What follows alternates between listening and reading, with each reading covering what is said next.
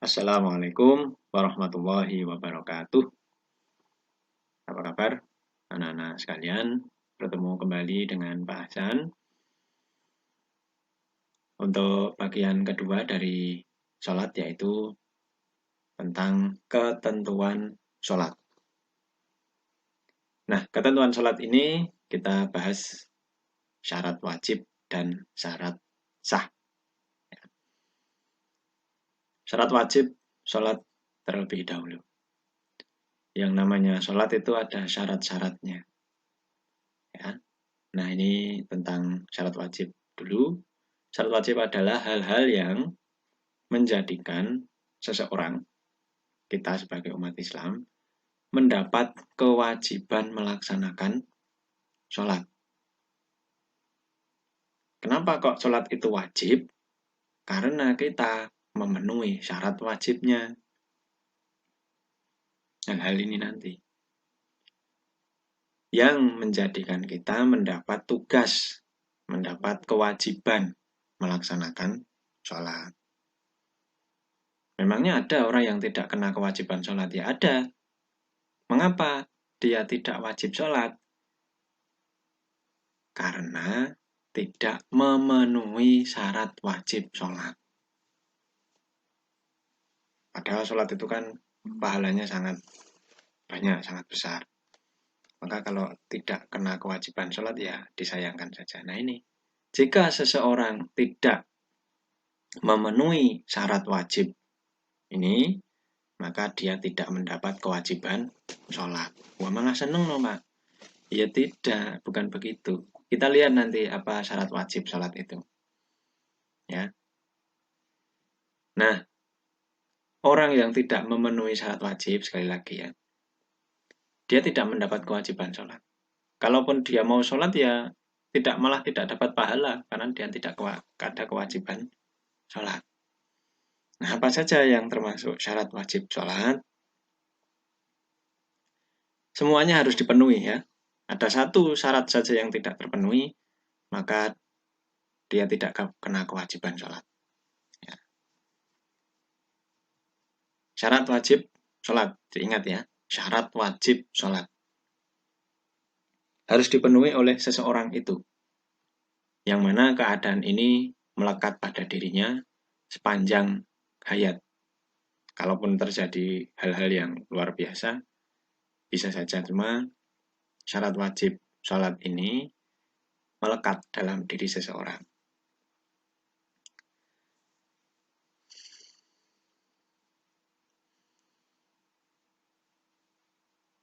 Yang pertama, nah ini kan melekat, beragama Islam. Orang yang tidak beragama Islam, sebaliknya ya, orang tidak beragama Islam maka tidak wajib sholat. Dia tidak Islam. Yang wajib sholat adalah orang yang beragama Islam. Nah, maka kalau beragama Islam, kita harus sholat, wajib ya, sholat, wajib sholat. Karena memang sholat ini yang membedakan antara orang Islam dengan orang yang agama lain. Kemudian yang kedua, berakal sehat. Berakal sehat itu maksudnya ya sehat akalnya, bisa berpikir jernih, baik, ya tahu mana baik, mana buruk, ya mana yang benar, mana yang salah. Dalam kata lain, berakal sehat ini tidak gila. Gila itu ya, mungkin kita pernah dengar orang gila. Nah, orang gila ya tidak kena kewajiban sholat. Ini bisa saja terjadi, gila mendadak itu bisa saja terjadi karena hal-hal tertentu ya. Bisa saja, cuma sangat jarang. Nah, yang ketiga, balik atau sudah dewasa. Kalau dalam ukuran umur dewasa itu ya 11-12 tahun itu mulai dewasa. Nah, kalau masih kelas 3 berarti tidak wajib sholat, Pak. Padahal agama Islam berakal sehat. Kita sebagai anak-anak yang masih sekolah ini, terutama yang kelas kecil itu wajibnya sholat itu bukan karena syarat wajibnya, tapi karena belajar. Namanya belajar itu ada teorinya dan ada praktiknya. Nah, sholat itu kan mempraktekkan teori belajar di sekolah. Maka wajibnya kita sholat itu karena belajar untuk kelas 3 ini. Nah itu. Kemudian nomor 4, dapat melihat dan mendengar. Kalian tahu ya, namanya sholat itu kan ada gerakan, ada bacaan yang harus dibaca.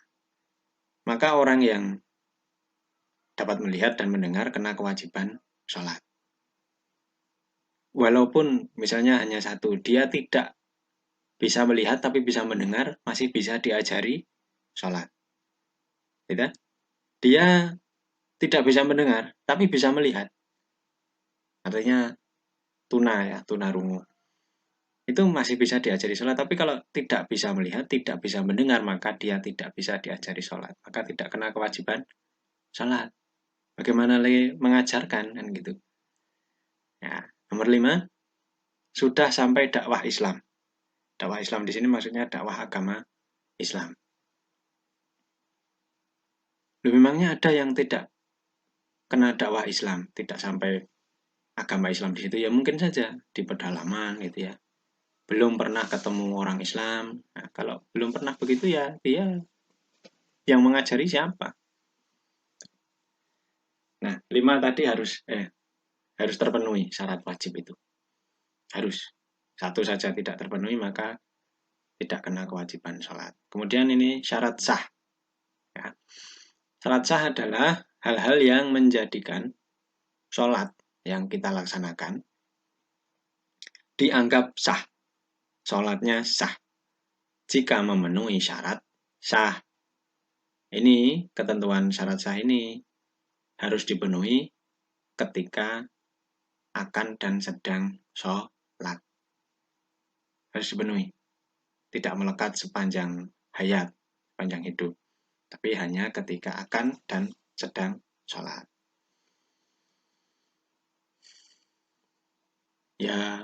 Ya syarat wajib, ya syarat sah harus dipenuhi. Syarat wajib tidak dipenuhi, tapi syarat sah dipenuhi, ya apa gunanya dia tidak wajib sholat? Sudah kena kewajiban sholat, syarat wajibnya dipenuhi, tapi syarat sahnya tidak dipenuhi, ya sholatnya tidak sah. Nah, keterangannya jika seseorang tidak memenuhi syarat sah ini, maka sholatnya tidak sah. Tidak sah itu apa? Ya tidak dapat pahala. Dia dianggap oleh Allah belum melaksanakan sholat, karena sholatnya tidak sah kok.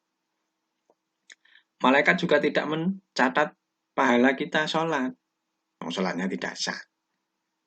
Jadi ya, malah dianggap main-main. Bisa jadi malah berdosa, karena sholat dianggap main-main. Nah, apa saja yang termasuk syarat sah ini harus kita penuhi ketika akan dan sedang sholat. Ya, harus dipenuhi. Yang namanya sholat itu kan ibadah, ya. Bertemu dengan Allah. Nah, ini dia.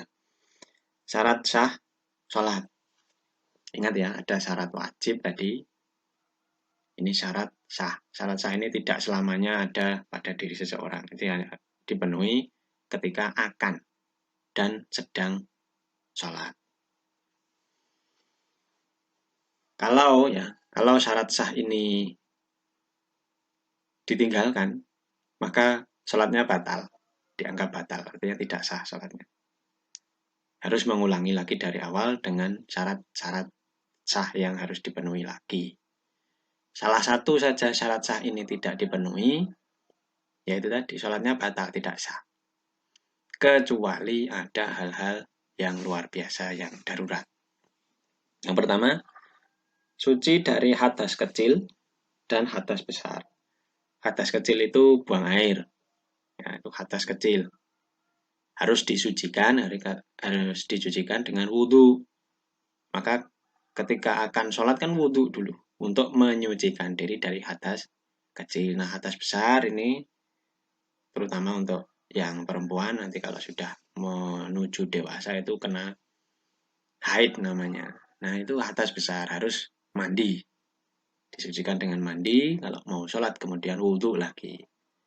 Tidak hanya wudhu saja, tapi harus mandi ketika haidnya sudah berhenti atau sudah selesai pada setiap bulan itu. Yang kedua, suci badan kita ya suci. Pakaiannya juga yang kita pakai untuk sholat dan tempat. Misalnya masjidnya, musolanya atau sajadahnya dari najis. Kena najis, misalnya ketika kita sholat kok kena najis, ya sholatnya batal. Tidak sah nanti sholatnya, harus diulangi. Diulangi, disucikan lagi badannya, pakaiannya, dan tempat dari najis. Misalnya ya, kena kotoran, hewan atau apa begitu. Maka menjadi kena najis, kalau sudah kena najis, kita kehilangan syarat sah, maka batal sholatnya. Jadi harus badannya suci, ya pakaiannya, ya tempatnya. Nah ini yang ketiga, menutup aurat. Aurat itu apa? Yang harus ditutupi dalam tubuh kita. Kalau laki-laki, auratnya dari atas pusar sampai bawah lutut. Itu aurat laki-laki. Kalau perempuan, auratnya hampir seluruh tubuh. Ya, kecuali wajah dan telapak tangan. Maka pakai mukena. Ya. Kalau laki-laki dari pusar sampai lutut saja, berarti sarungan saja boleh Pak, tidak pakai pakaian. Ya sah, cuma kan tidak sopan. Masa ke masjid nggak pakai pakaian atasan gitu ya, tidak sopan. Itu yang jadi masalah, bukan bukan menutup aurat saja, tapi kesopanan juga. Keempat, menghadap kiblat. Kiblatnya kemana? Ke Ka'bah di Masjidil Haram di Mekah. Harus menghadapnya ke sana. Makanya kita kalau dari Indonesia menghadap kiblatnya itu ke arah barat, agak ke utara sedikit, gitu ya, miring-miring sedikit. Mungkin ada kalian pernah lihat masjid kok miring ya sholatnya. Itu karena memang diluruskan menghadap kiblat, menghadap Ka'bah di Masjidil Haram di Mekah. Kecuali ada keadaan darurat, misalnya di dalam pesawat terbang, ya nggak bisa menghadap kiblat ya, sambil duduk sesuai duduknya, itu karena darurat. Ya. Kemudian yang kelima, sudah masuk waktunya sholat. Misalnya sholat maghrib ya harus ketika waktunya sholat maghrib. Masa waktunya sholat subuh kita sholat maghrib ya, sholat maghribnya nanti tidak sah, wong bukan waktunya sholat maghrib. Dan semua 5 sholat fardu itu harus sudah masuk waktunya sholat, sudah adzan maksudnya. Ya. Nah, untuk di masa pandemi corona ini ada gambar sholat di Masjid Nabawi di Madinah, Arab Saudi. Sholatnya ya berjarak seperti itu, pakai sajadah sendiri, dengan masker ya. Ada yang tidak pakai masker ya, itu ya. Tapi sebaiknya memang harus menggunakan masker, jaga jarak, pakai sajadah sendiri kalau kita mau ke masjid. Ya, itu saja ya dari Pak Hasan. Kita lanjutkan besok. Assalamualaikum warahmatullahi wabarakatuh.